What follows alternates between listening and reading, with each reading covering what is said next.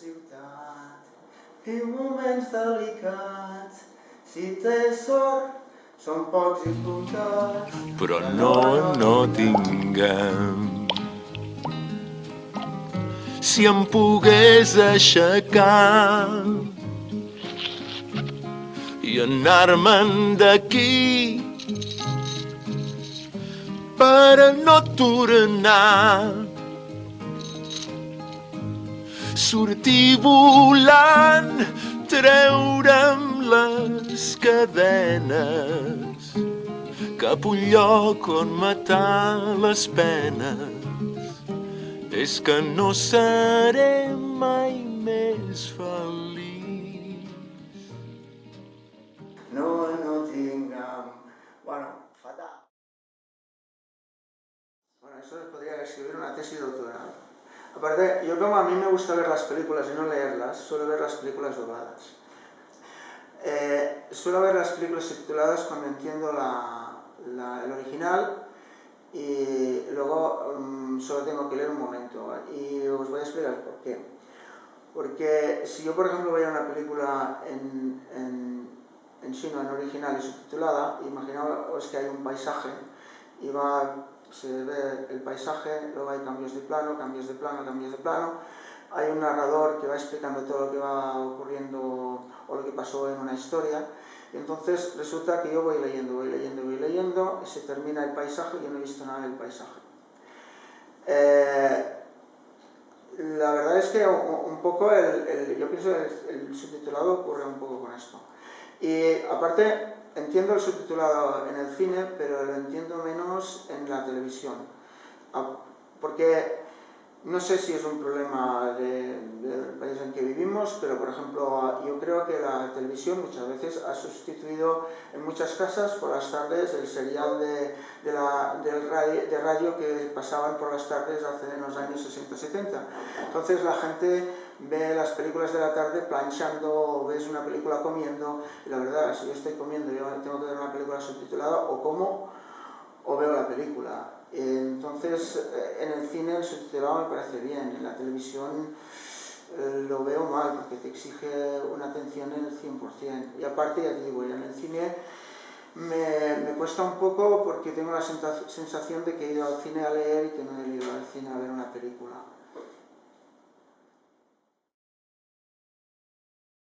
Bueno, de Hamlet al Señor de los Anillos es rey. Bueno, el Señor de los Anillos y Hamlet tienen algo de parecido, el nivel de lenguaje, tienen algo que o sea, hay un lenguaje culto, puedes utilizar diferentes estilos de lenguaje, o sea, en el Señor de los Anillos los enanos no hablan igual que los hobbits y los hobbits no hablan igual que los elfos, entonces, y eso te permite utilizar una serie de recursos que, por ejemplo, en otras películas no puedes utilizar, ¿no? Yo venía de la traducción literaria, a mí me gustaba mucho traducir, por ejemplo, había traducido la Dama Blanca y la Piedra Lunar de Wilkie Collins, y había traducido novelas de Hardy, Thomas Hardy, traduje El alcalde de Casterbridge. Claro, a mí me gustaba este tipo de ambiente de otra época, me gustaba mucho, disfrutaba mucho. Entonces, por ejemplo, con obras como El Señor de los Anillos o con Hamlet, me encuentro como pez en el agua. Muy difícil, pero me gusta mucho y la verdad es que me lo paso muy bien. Y el Shrek, bueno, Shrek es un divertimento, es una película interesante, como lo son todos los de animación, tiene una dificultad de lenguaje, una dificultad añadida que son todos los juegos de palabras, que hay muchos juegos de palabras que claro, no puedes traducir literalmente, necesitas un poco de inspiración divina. Pero bueno, en catalán había traducido yo Wilt hace un montón de años de Tom Sharp y la cosa era un poco parecida. Pero de la que estoy más satisfecho, evidentemente, es de Hamlet.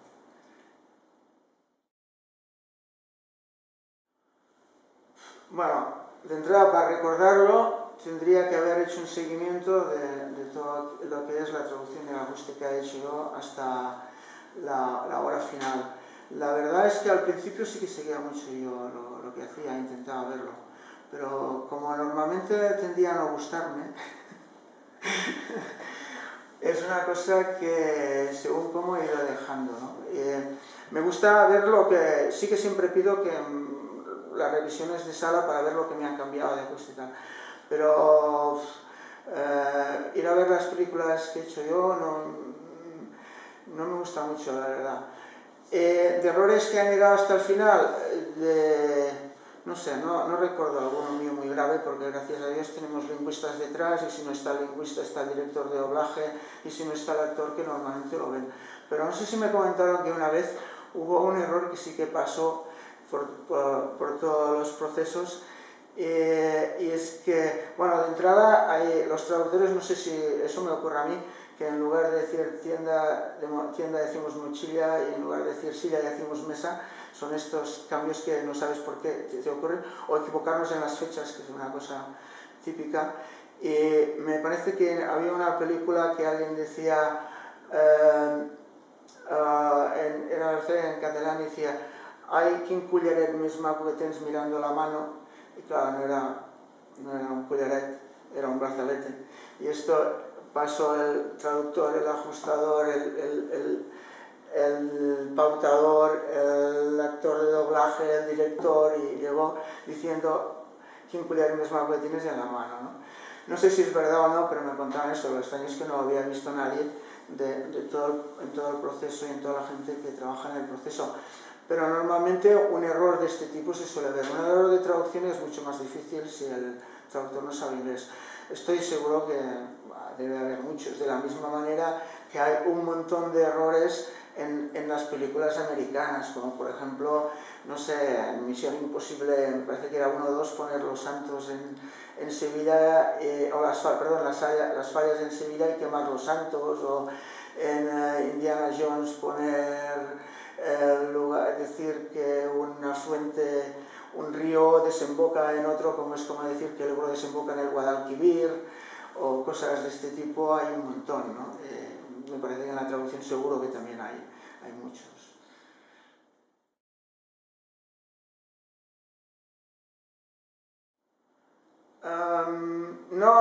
Yo no hablaría de actores, yo hablaría de lenguas. O sea, los actores, no hay un actor que sea más difícil de ajustar que otro. Vamos a ver, por ejemplo, El discurso del rey, ajustar a Colin Firth era difícil, pero no porque Colin Firth fuera difícil de ajustar, sencillamente porque tartamudeaba. Entonces, claro, esto creaba una problemática que había de solucionar tanto el traductor ajustador como el actor. O sea, un poco de trabajo de hablar con el actor a ver cómo lo hacemos, si el tartamudeo va a ser incorporado como una parte de la interpretación del personaje, o realmente el tartamudeo lo tenemos que poner en el guión como aquí es donde vas a tartamudear. Es decir, vas a decir tengo una silla, o tengo una silla.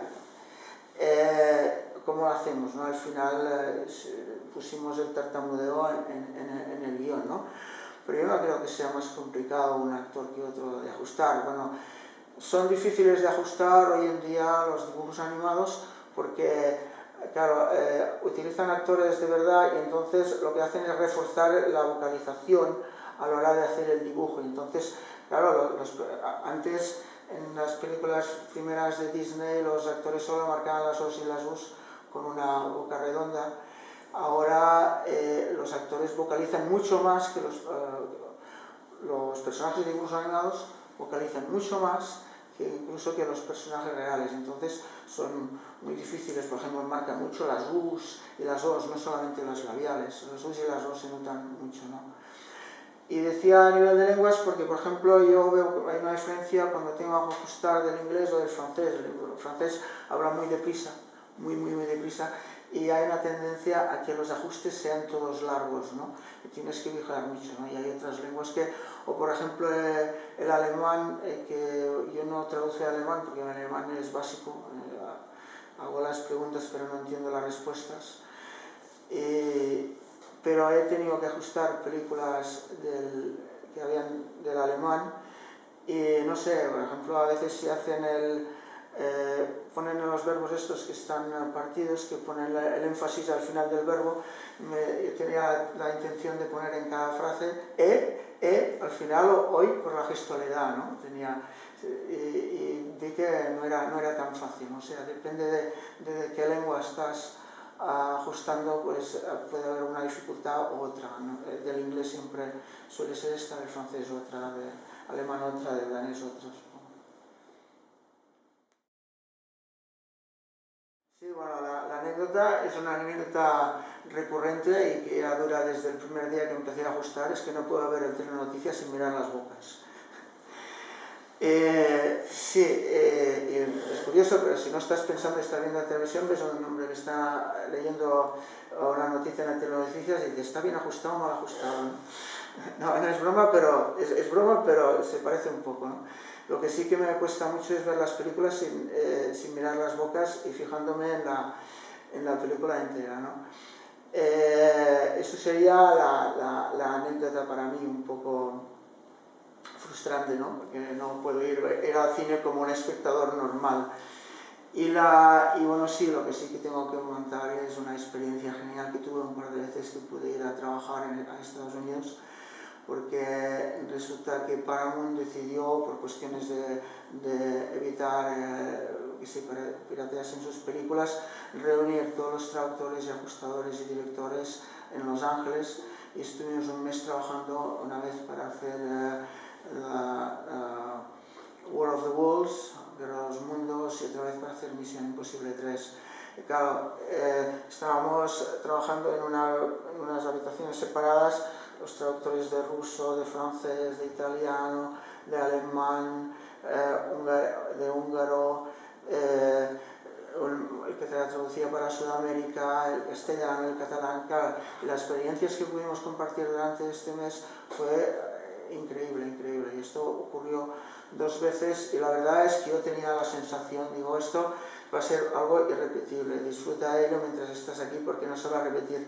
Se repitió una vez y tuve la misma sensación y luego ya vino la crisis y bueno, todo esto ya se terminó y ahora ya han inventado el streaming y a las películas ya no tienen que mandártelas y así evitan todo el pirateo de películas, etcétera, etcétera, ¿no? Pero realmente fue una experiencia maravillosa, aparte del hecho de que hicimos muy buenos amigos en aquellos viajes. Bueno, me parece que hoy en día todo está un poco mal